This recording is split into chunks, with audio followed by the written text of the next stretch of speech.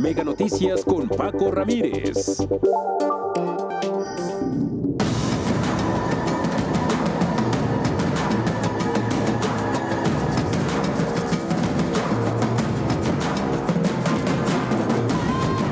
So we'll effectively be charging a 25% tariff. We were losing all of our plants that were being built in Mexico and Canada and other.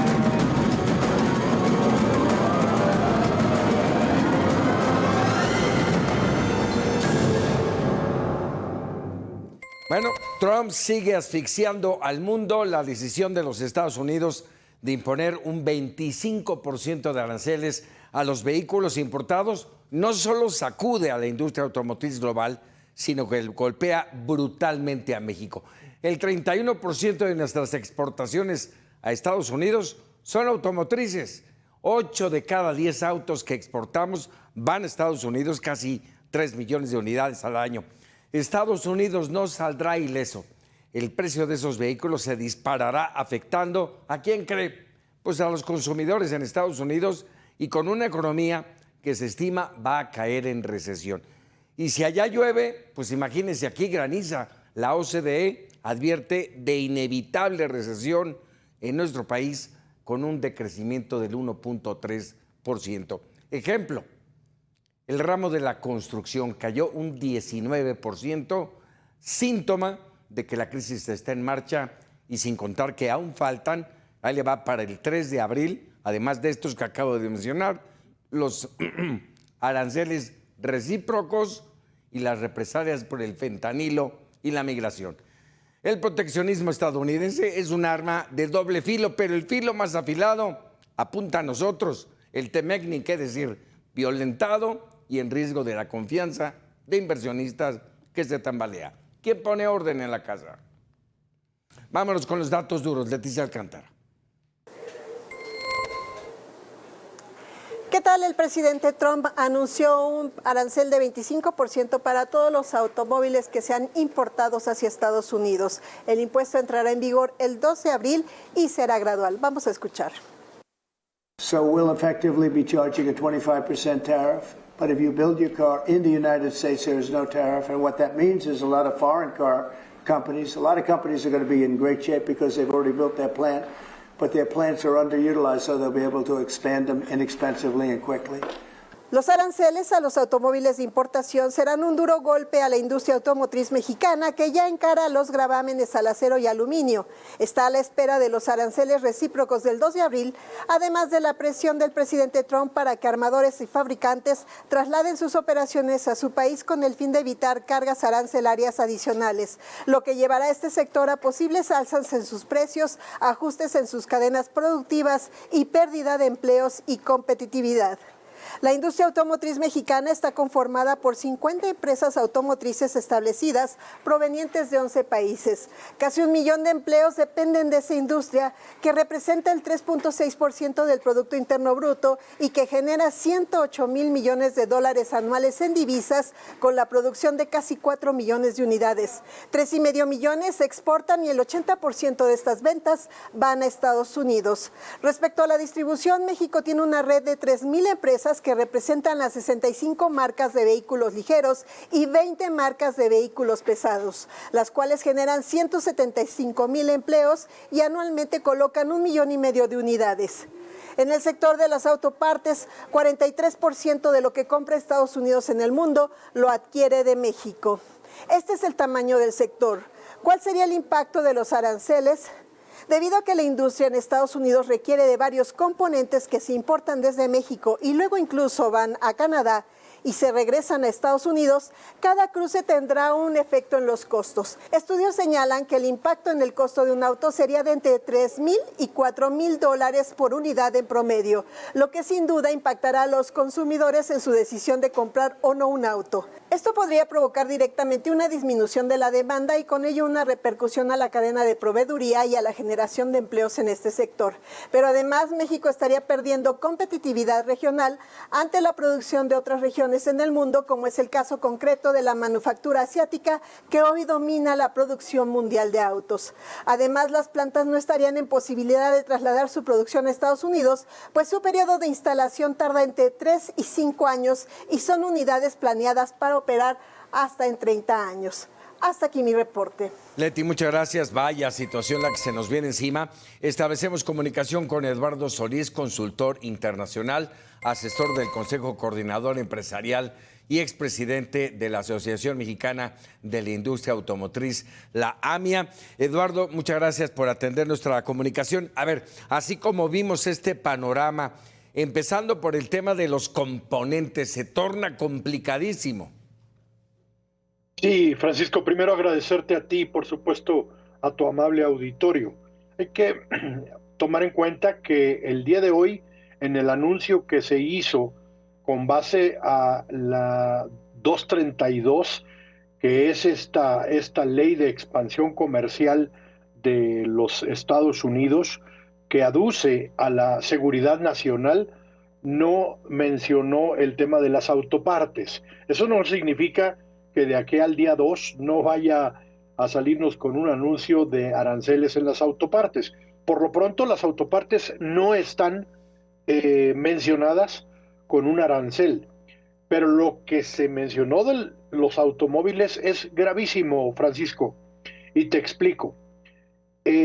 Hasta ahorita, los vehículos que cumplían con la regla de origen del TEMEC, y por cierto, también las autopartes, estaban exentas de arancel, como lo dicta el propio tratado. Es correcto. El 92% de lo que estamos enviando hoy a los Estados Unidos, 92% cumple con la regla de origen del TEMEC y por lo tanto, de acuerdo a lo que está establecido hasta hoy, no paga ningún arancel.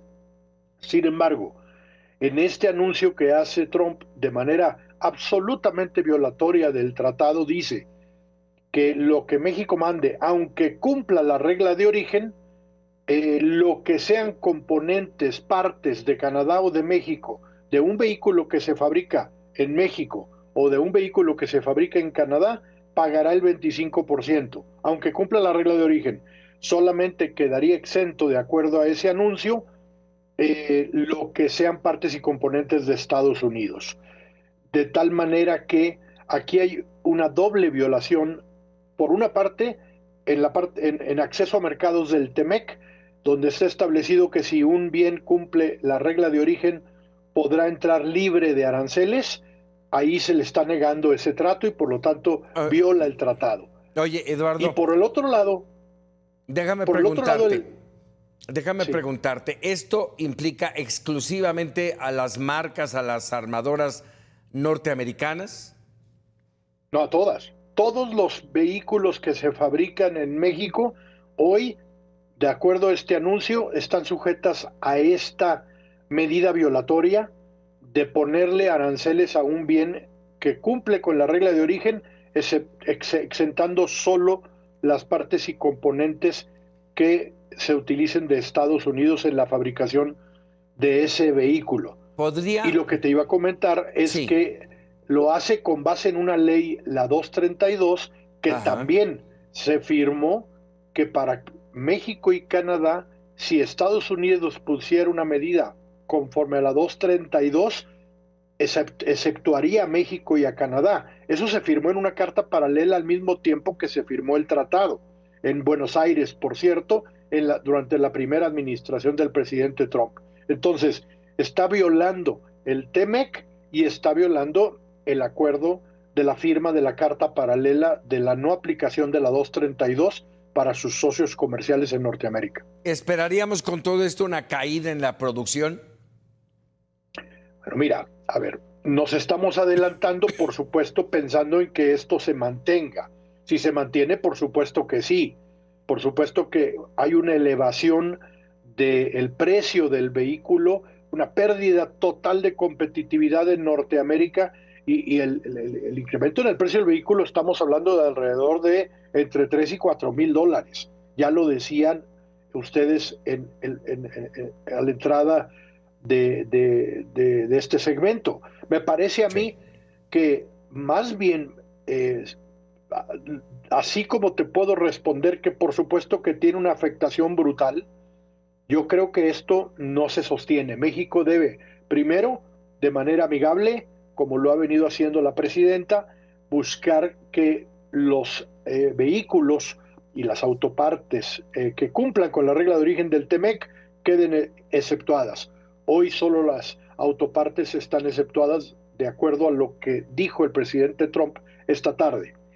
Pero Eduardo, de no ser que ellos acepten esto, México tendría que tomar medidas compensatorias, y medidas compensatorias muy bien dirigidas hacia sectores en Estados Unidos que exportan a México y que les duela. Pueden ser las papas de Idaho o las manzanas de Washington, o pueden ser los vinos de California.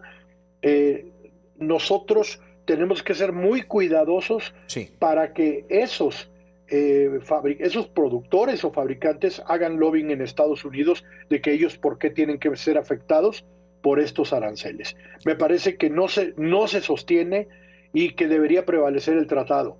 Creo que Estados Unidos sin duda lo utiliza como una medida de estrategia. Claro. Lo que va a buscar es elevar la regla de origen a propósito de la revisión que se nos viene del tratado en el 2026, buscar elevar la regla de origen, y entonces te exceptúo los vehículos y las autopartes del TEMEC. Así es. Pero nos va a apretar por el lado de empezar a prenegociar lo que se viene para el 2026.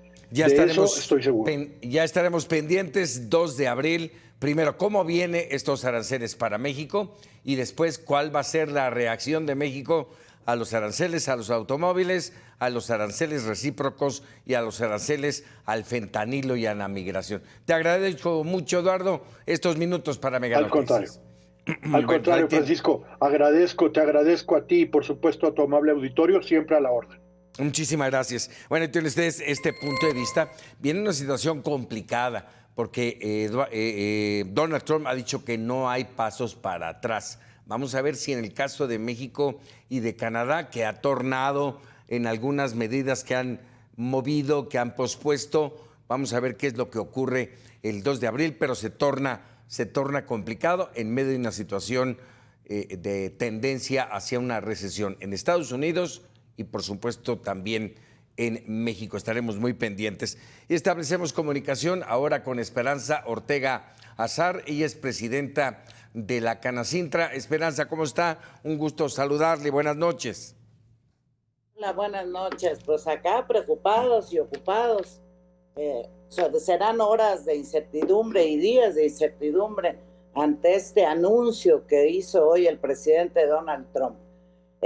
Hace varios días yo he manejado que tenemos en el sector industrial un mal amanecer, pero un peor anochecer, tal y como está ocurriendo el día de hoy, porque en las mañanas amanece diciendo qué es lo que pretende, quiere y cómo quiere cumplirle a sus electores, y en la noche ya no las aplicó.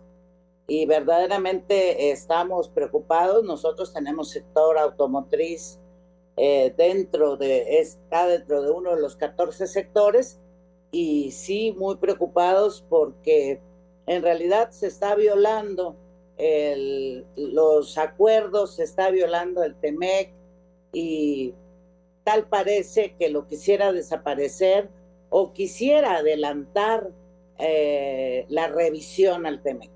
Ay, Esperanza, no también estamos, y ahí es la pregunta, ¿no está en riesgo de que la industria automotriz en algunos casos se vaya y en otras regrese a Estados Unidos? ¿Qué sería la pretensión de Donald Trump? No, esa es la pretensión de Donald Trump. Tan es así que Japón ya anunció una de sus plantas para Estados Unidos. La pretensión de él es que quien no quiera pagar impuestos, que produzca en Estados Unidos. No es tan fácil, puesto que en México esta cadena de valor llevamos más de 30 años desarrollándola para poder hacer. Y pues, esto va a golpear a la industria y va a golpear al empleo. ¿De cuántos empleos estamos hablando? Mira, estuve en una reunión que estuvimos en una mesa con el presidente de la Asociación Automotriz y él comentaba, ¿no? El número de empleos que se podrían perder, de empleos directos, son más de 2 millones de empleos directos que se pueden perder. Pero si a esto le sumas la cadena de valor que venimos realizando, porque en los automóviles es una integración de los tres países. El 40% de un vehículo viene de Estados Unidos. Entonces, aún lo que viene de Estados Unidos, cuando lo regreses, va a pagar. Acá nosotros tenemos toda la confianza. La presidenta de la República cuenta con todo el apoyo y el respaldo del sector industrial. Ha tenido un buen manejo, una cabeza fría, ha tratado de negociar, de esperar, de no tomar medidas a la ligera, pero también creemos que estamos convencidos de que la soberanía nacional no está para discutirse. Es deber de todos y cada uno de nosotros, los mexicanos, defender esa soberanía nacional, al igual que lo está haciendo nuestra presidenta. Esperanza, entonces, déjame jugar un poco con tu nombre, Esperanza. ¿Hay esperanza en torno al Plan México? Mira, sí hay esperanza porque verdaderamente estamos incluidos todos los sectores. Vamos tarde porque esta sustitución y el fortalecimiento del mercado interno es un tema que yo ya llevo 15 años manifestando, que tenemos que fortalecer el mercado local, que tenemos que fortalecer el mercado interno, regional, nacional, y sin embargo estamos empezando ante una crisis que el señor presidente de los Estados Unidos nos está poniendo en este momento. Sin embargo, de las crisis también salen oportunidades y los mexicanos estamos listos para poder aprovechar las oportunidades que puedan darse. Esperanza Ortega Azar, te agradezco mucho estos minutos para Mega Noticias. Gracias. Muy buenas noches. Y en palabras de